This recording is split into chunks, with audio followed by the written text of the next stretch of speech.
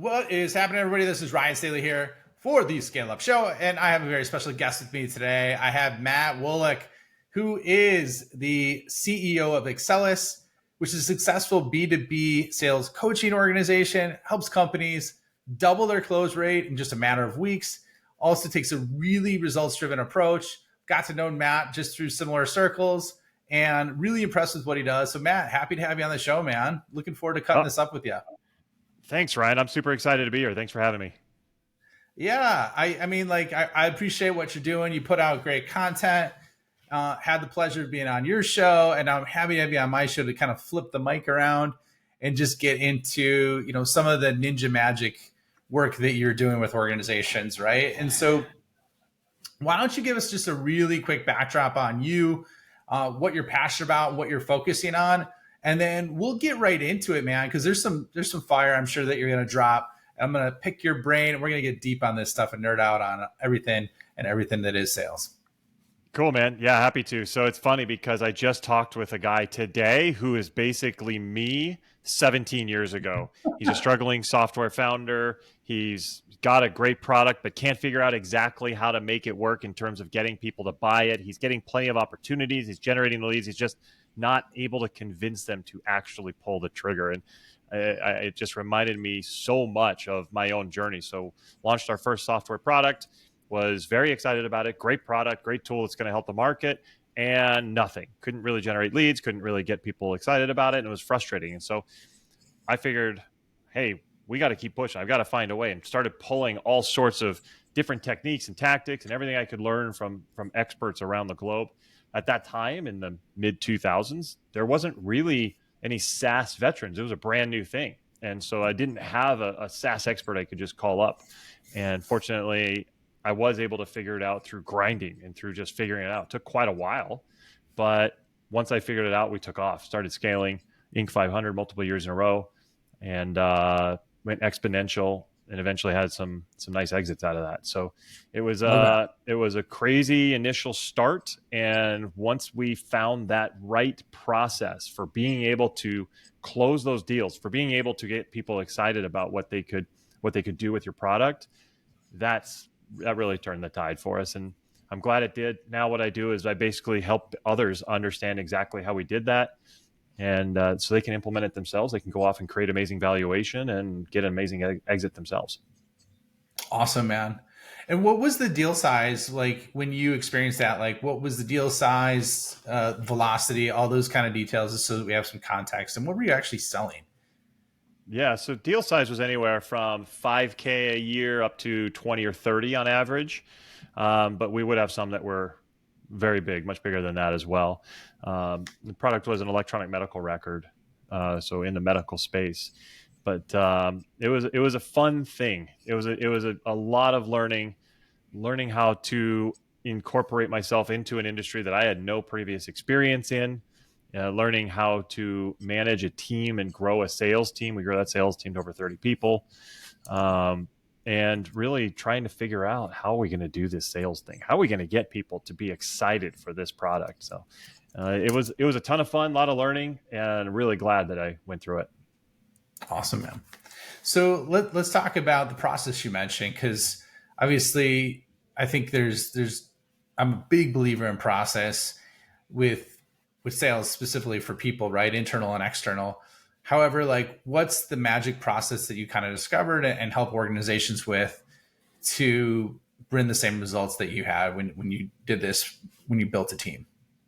Yeah, for sure. So in my early days, and what I see a lot of newer leaders and software people doing is people say that, hey, I want to look at your product. And so basically you instantly, okay, let me just show you how cool this thing is, and look at all these amazing drop downs and reports, and look at this. And you kind of just, I call it vomiting your product on the prospect. And it took me a long time to realize that that's not the right way to sell. That's not the right way to actually make things happen. You have to be much more consultative. You need to understand what they're going through. And so the process, to answer your question, is something I created kind of after several iterations over the years that is now called the perfect deal process. DEAL is an acronym, because those are the steps that you go through in order to get the sale to happen. So the D is for discovery.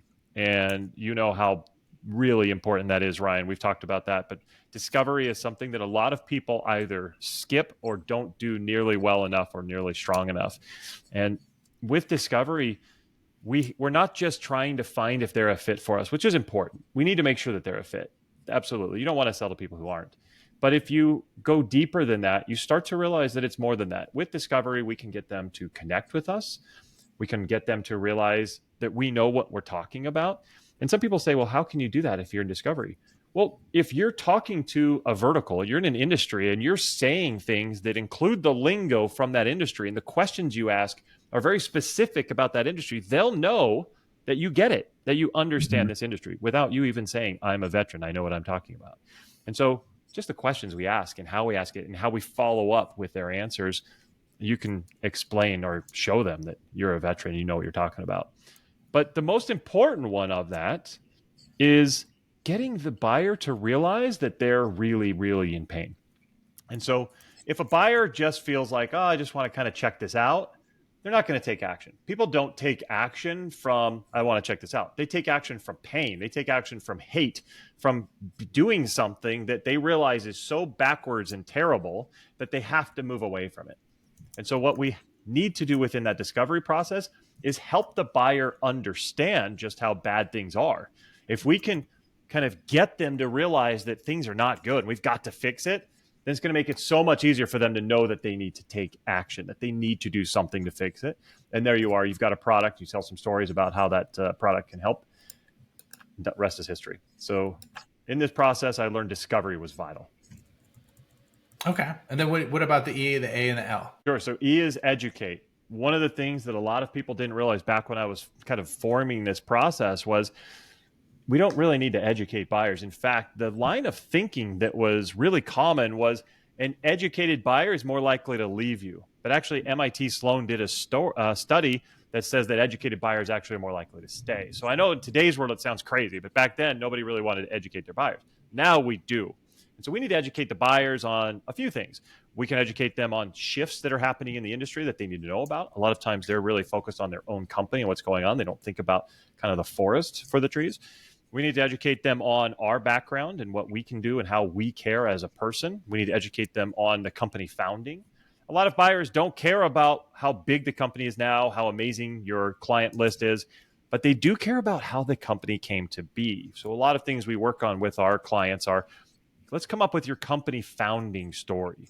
Because if you can tell that founding story and talk about, let me tell you about this guy, Steve, and he was really frustrated that he couldn't do this or that, and he couldn't find anything on the market that did it. And so he decided to build it and realized that other people can use this as well. He went out and other people decided, hey, we want to use it too. And that's how the company was born.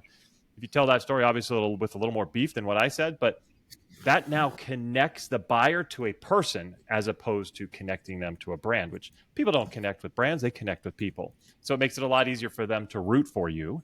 And by rooting for you, they choose your product. So the E is very critical. We need to educate our buyers throughout the entire process, but especially within that whole sales call process, demos, discovery, all that stuff. So we've got discover, we've got the E, which is educate, and then the A, which is associate. Associate is now where we can associate our tool to their problems, to their pain, to their struggles. So once you've discovered all of this stuff, take your solution, how you solve these problems, and connect it directly to them. Get the buyer to realize just how bad things are, and then get them to realize that this thing is what solves it. And once you've gotten them emotional about the problem, now they see a solution. It makes it really easy for them to say, yes, I want it. They don't even do a lot of vetting on it. And a lot of my clients realize, holy cow, once I get discovery really good and I kind of connect the dots on each of those pains to the way it gets solved with my tool, then I don't really have to do a lot else extra. And it's amazing how kind of easy, simple that associate, that demo process comes to be. One of my clients, Greg, he was at a 1.9% close rate. We identified that the discovery was way off. He just wasn't doing enough. And once he learned that, then he said his discovery got so good that he spent like 5 minutes in the tool showing how it works because he did such a good job up front getting them realizing they hate their pain. He said they were 90% closed after discovery. So it's pretty amazing that even before they saw anything, they already wanted the product. It's just a matter of saying, okay, you've got something that fixes this horrible thing you just exposed for me. Yes, let's just do it. That's fine. And it's pretty cool when that happens. So the A is associate. We need to connect our tool to their problems. L. L is lead. That's the last one. And lead, of course, not talking about generating leads, which is important, but more about let's take the lead. Let's take charge. Let's be in control. And so many times with buyers, and I'm reviewing demo calls for my clients, and you've got a sales rep who says things like, yeah, so what should we do next? The buyer doesn't know what to do next. They have no clue. They've never been through this process. Even if it's a type A buyer who seems very forward and very much in control, they still have no idea the best way to understand what your product can do to help them. We need to be in control as sellers. And if we can do that, then buyers are going to want to follow you. They're going to want to be a part of what you're doing. They're going to want to take that stuff that you have and go nuts with it. So make sure we are always in control. Make sure that we're the ones guiding the process. Be that consultant, be that advisor, and help them understand how they can fix their problems. So that's it. DEAL, discover, educate, associate, and lead. Love that, man. Really good job of explaining the framework. That rings so true just from all my experiences and what you're talking about. Like, I sat down with it was basically a senior director who had a $60 million budget at Lowe's Home Improvement. And he basically said that, he's like, Ryan, he's like, your team does a really good job. And I'm like, why is that? Why do you think, they do such a good job? He's like, because 90% of sales reps that come in here, even though I have that big of a budget, they don't understand my industry. They don't understand what I'm trying to do. They don't understand like what a publicly traded company is going through. And your team understood all three of those. So like, that's exactly what you're talking about. Like when it comes to that understanding, that connection, that trust, all that comes because they're like, hey man, this person knows what I'm going through, So, yeah, I mean, let me ask you this, like, cause this is something that, I think certain companies do a great, or people and companies do a great job at, is like when it comes to the pain, right? Like identifying the pain, what are some of your favorite questions to ask that are pain related questions that really organically unearth, the pain that people have that can be associated with your solution? Yeah, I mean, it's a good question because a lot of times people say, okay, I need to find pain. So let me just ask them, what are your challenges? What are your problems? What's the pain? And you may get some good answers there. But I find the best answers to your point come from process-based questions. So it's not just ask what their process is, but actually know your market. So you should totally understand your ICP, your ideal customer profile. And if you totally understand your ICP, then you should know, what do most of these people suck at? What are they bad at, or what are they not doing well? Of course, your product solves those things. That's why you built the product. That's why it's there. But we want to ask questions around those things. It's almost like I already know that this is going to be terrible. Now, what a lot of experienced sales reps do, they have what's called the curse of knowledge. They know it's going to be terrible, so they don't even ask about it because like it's probably terrible. I'll just explain how we're going to fix it. But the problem is discovery is as much for your buyer as it is for you. And so if we skip that piece, then they're never going to realize how bad things are. Instead, we know it's going to be bad. Ask about it. Ask a question. Hey, tell me, when this happens, what do you guys do? And invariably, they're going to say, oh, that's a terrible day. I hate it when that happens because then we have to do this. And we have to grab Mary and she has to come in and plug this in and she has to do that. Who's Mary? What's her role? How much is she making? How long does it take her? Oh, wait, so you're telling me calculate. You're spending $40,000 a month on this thing? Is that what's happening? Holy cow. And when you can get to that level of detail, they're not going to have done these calculations. They're not going to have realized how bad this is. And when you can do it with them and they realize, holy cow, I never realized it was that bad. I knew it was bad, didn't understand the full scope of it. First of all, now they're going to see you as an advisor and a consultant. And second of all, they now have a dollar figure showing how bad things are. And guess what? Your product is likely a lot less than that dollar figure, meaning when you get to the pricing discussion, it's not even going to be an issue. They all have been spending way too much money on this problem, and now you can come in and solve it for a lot less. So it works really, really well. Yeah, I think that those are great examples, man. And I love how you systematically break it down to, the tangible ROI components, right? Whether it's not just money, but time, right? Time and motion and people doing it, because that's what a lot of people walk right by. And I've seen it really big company where they really struggle with it too. So, and can't even break it down. So I think this is a natural spot to stop.